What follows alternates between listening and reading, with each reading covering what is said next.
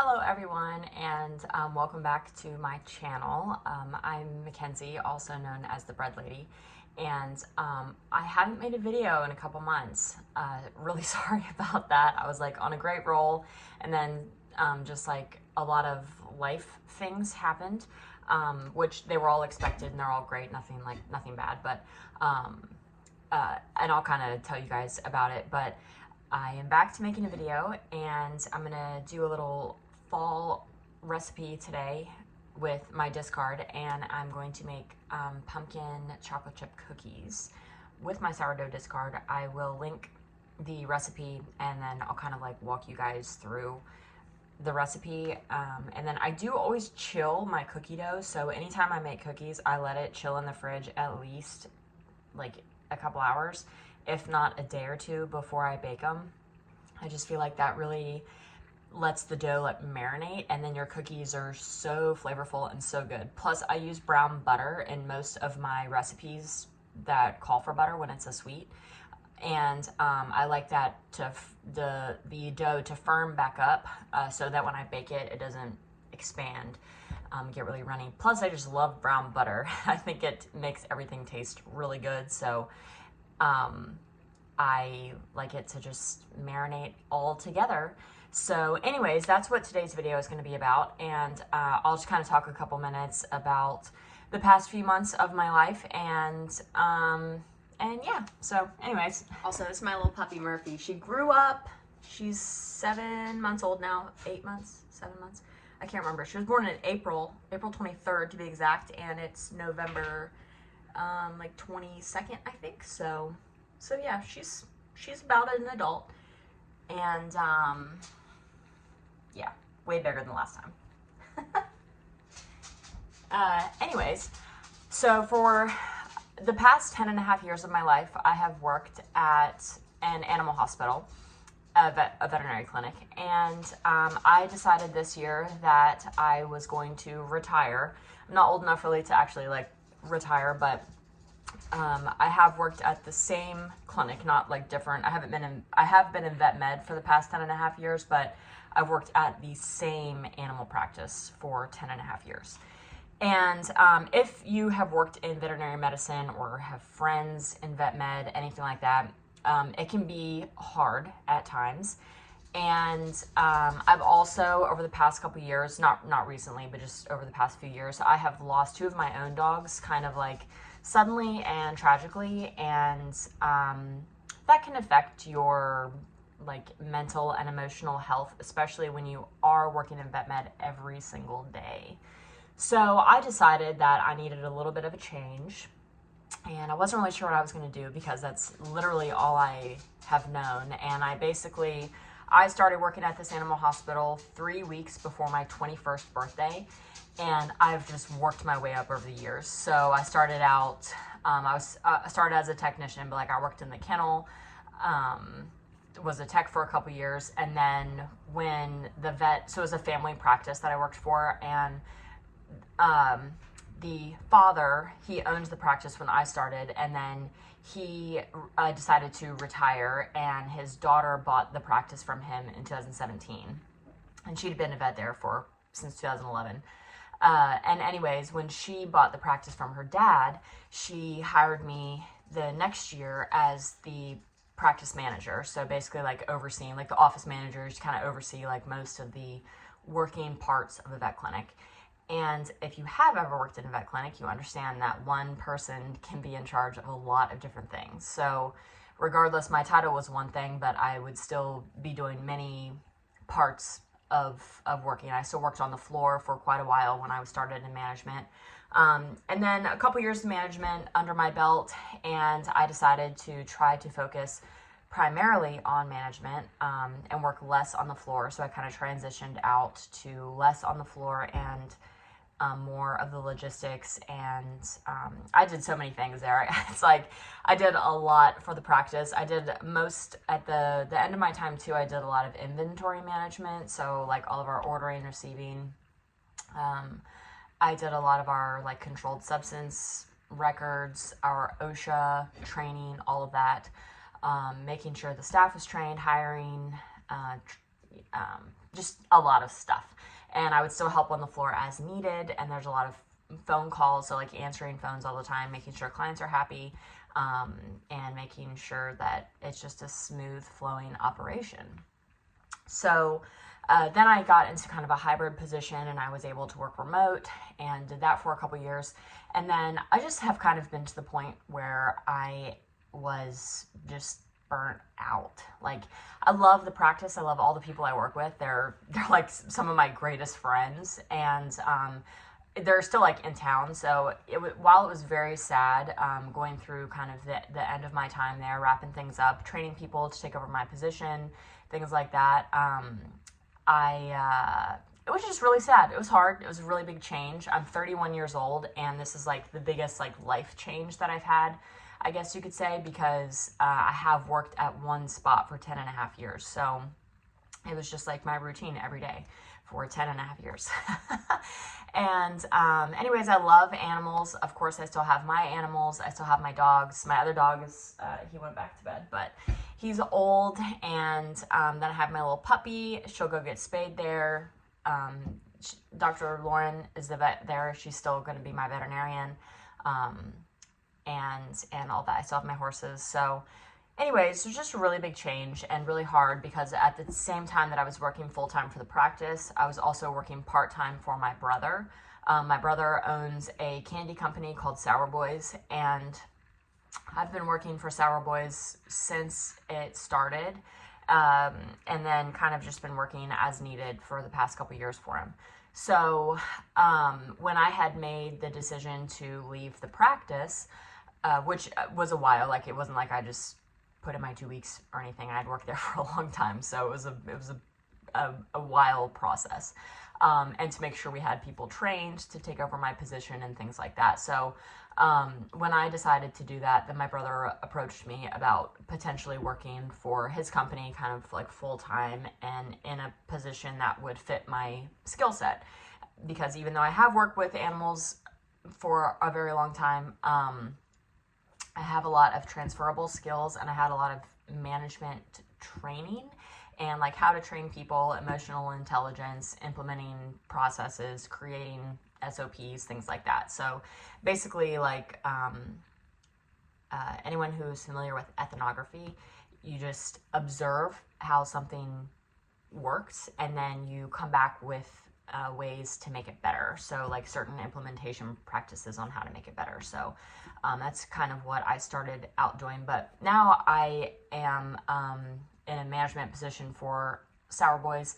I oversee like the distribution, the shipping, all of that, the packing of the little guys, and making sure that we stay on track with that, making sure my staff is trained and efficient, and keeping up with our FDA compliance and all of that. So a lot of my skills were transferable, and I just work with people now, no pets, and make sure that the candy is made properly and quality is up to standard, and that our shipping team is getting y'all's orders out quick. So that is what I'm doing now. So this is the first time in a couple years I've only had one job. I still am, I stopped taking as many like local orders for my bread as well, just because it was really hard to balance everything. But still making content for my bread. I'm still baking, doing all that. I have baked less, considerably less. And I'll start doing like bread again every week, but probably not take orders like I used to, just because I do need to be home a little bit to do that. And right now my schedule is still, I'm still adjusting into the transition. So I still have my horses. I'm still showing, even though it's the winter. I live in Texas, so we get a pretty mild winter. We'll have an ice storm, and I'll probably have a few weeks where like I just won't ride because it'll be too cold, and I'm a pansy in the cold. But so yeah, so that's basically what the past couple months has been. It's just been crazy, chaotic. I have a lot to take care of at home around work, so making YouTube videos just was not a priority. And I do apologize, but thank you guys for still commenting, like, hey, where are you, bread lady? So I really appreciate that. And anyways, I will get back to trying to be more regular posting. So with all of that being said, I'm going to get back to these cookies. And I will post the recipe. And I have a couple things like already started for the cookies because I still don't have like a great setup. Like I browned my butter, and I have browned the butter. Look how good that looks. And then I put the spices. I make my own pumpkin pie spice. I don't use like a generic spice. So I put the spices in there, and then I poured the hot butter in there so the spices kind of like bloom a little bit. Makes the taste a little bit stronger and better, in my opinion. It might not work. It might just be a placebo. But anyways, so I've already browned the butter, and then I have my spices in here. And I have a couple things already measured out, and so I'm going to get the rest of my ingredients, and then we will get back to putting the dough together. And then I am going to run in town while the dough chills, and then when I come back, I will bake them, and then you guys can see the finished product of my cookies. So yeah. Okay, back with the cookies. So in my bowl with my stand mixer, I have 113 grams butter that I have browned. And then I have a mixture of spices because I make my own pumpkin pie spice like when something calls for it. And it is nutmeg, cinnamon, cloves, ginger, and allspice. So that's everything that I use. I use a lot of cinnamon. I use like 4 grams of cinnamon. And then everything else I do about 1/4 teaspoon. So 1/4 teaspoon ginger, allspice, nutmeg, and cloves. And then I do like 3 to 4 grams of cinnamon. So I don't know how many teaspoons that is, but a lot of cinnamon because I love cinnamon. So I have the brown butter and the spices in the bowl already. And then I have 50 grams of regular sugar and 100 grams of brown sugar. And I am going to mix the butter and the sugar together for a little bit. If I was just using softened butter, I do the same thing. I always kind of cream my, I don't know, it doesn't really cream as well with the brown butter, but I always do my butter and my sugar together in my stand mixer. So I'm just going to put that on for a second.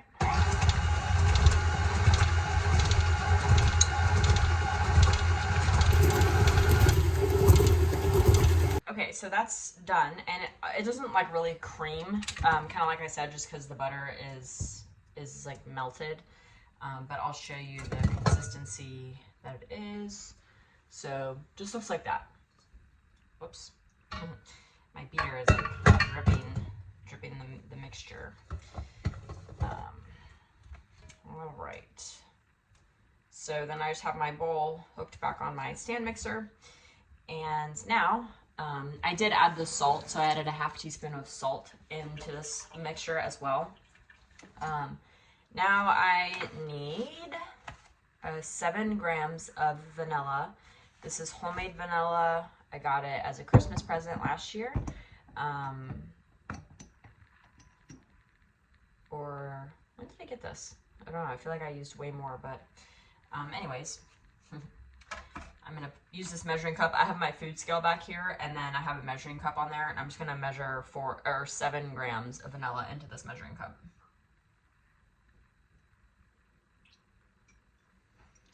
Perfect. And dump it into my mixture.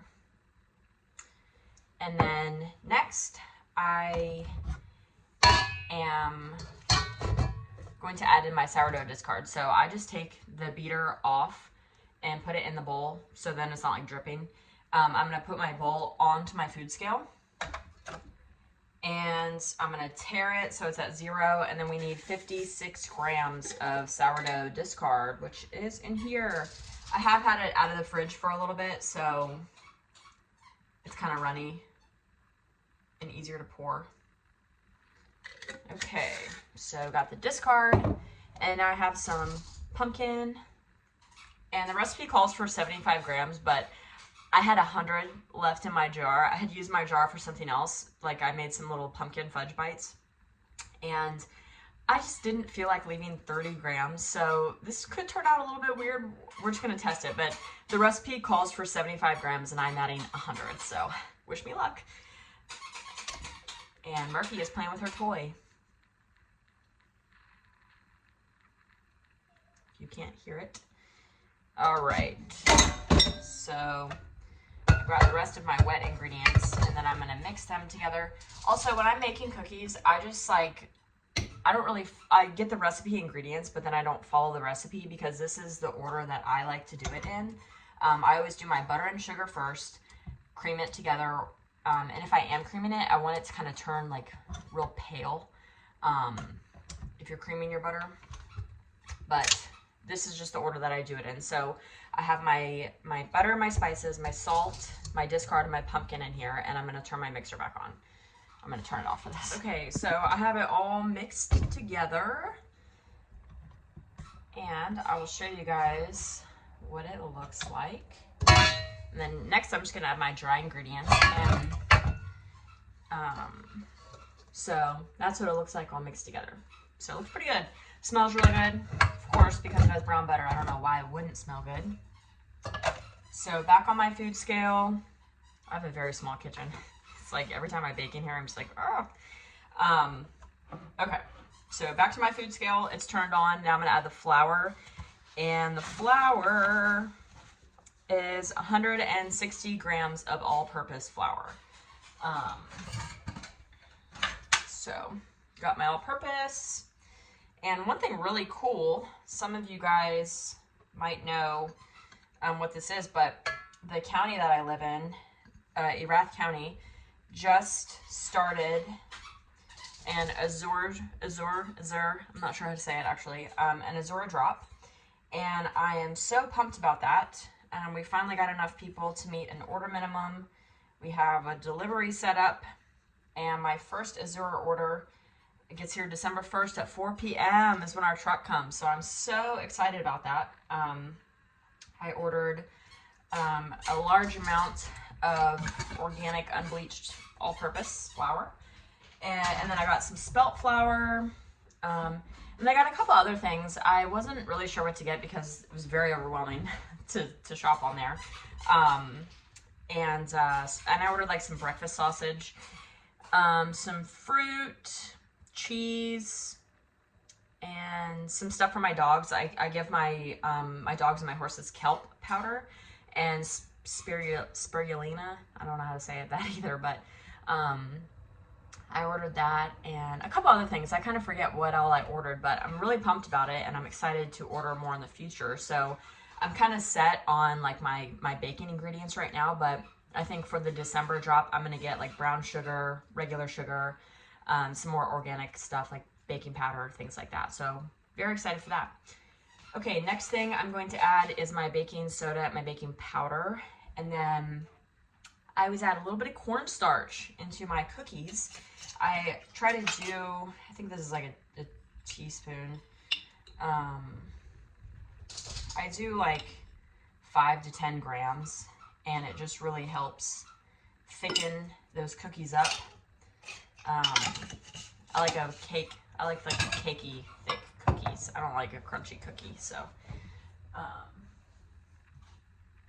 And then it's a 1/4 teaspoon baking soda, 1/4 teaspoon baking powder. So I've got my little 1/4 teaspoon. I'm going to use both. Into the bowl. And then when I have the dry ingredients, you don't ever want to over mix your cookies or cake or anything. So like bread, you can't really, when you're making bread, you're developing the gluten, which is like what happens when you're mixing the flour together. And when you're making cookies and cake, it always says like be careful not to overmix, and that's the reason, because we don't want to start developing the gluten essentially, and that would make our cookies and our cakes like really chewy. So we don't want to like do that. So I just kind of, oops, my bowl is not hooked up. You ever done that? You ever turned on your KitchenAid and your bowl isn't connected and it just like goes crazy? I've done that a few times. I also had my bowl. I couldn't unstick it once. It was kind of scary. I still don't have it in here. So I always kind of fold it together just to get the start of the dry ingredients mixed in, and so the powder doesn't get everywhere. I have one of those powder blocker things, but I'm too lazy to use it. Okay, so I'm just gonna mix it really quick, like not very long, and then I'm going to add the chocolate chips. Okay, so I did not mix it very quick, literally probably like 20 seconds. I just get maybe 30 seconds. I just mix it enough to get the flour like all incorporated. As soon as you can't see the flour, I stop mixing the cookies because I'm gonna mix it one more time when I get the chocolate chips in there. I don't measure my chocolate chips because at every bite I take of a cookie, I want chocolate chips to be in there. And sometimes I just don't feel like the measurements on the internet give me that. So these are organic cocoa wafers. They smell really good. And I'm just gonna dump a pretty good amount in there. Maybe a little bit more. And then I'm just gonna mix it really quick.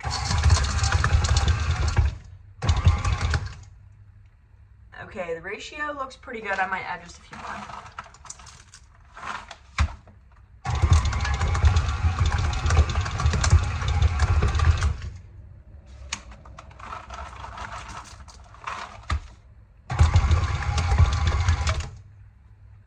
All right, and now I think our cookies are ready for the fridge.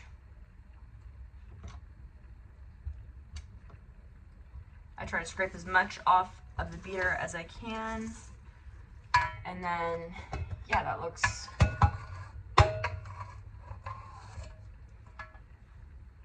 pretty good.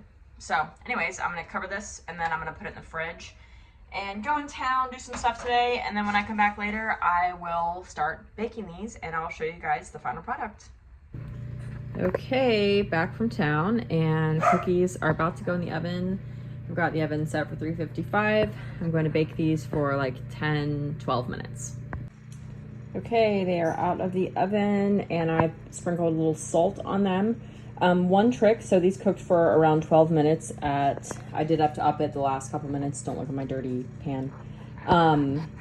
But I will leave these on the cookie sheet for like an additional 5 to 10 minutes. So I take them out of the oven when they're just starting to crisp up around the edges, like the edges are pretty hard, but the center is still really gooey. But they're gonna keep cooking on the sheet pan. And then after like 10 minutes, I'll put them on a cooling rack and then I'm gonna eat one. Okay, sorry for how I look. I was cleaning stalls and it's just the end of the day. But these cookies, they're still kind of hot.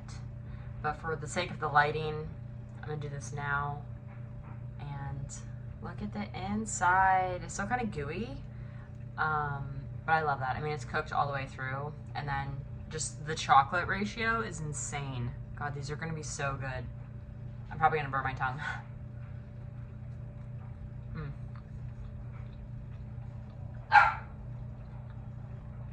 Yeah, those are really good. Also, I realized that I don't know what my dog's barking at. She's playing. I realized these chocolate chips are unsweetened. They're like 100% cocoa and they're unsweetened.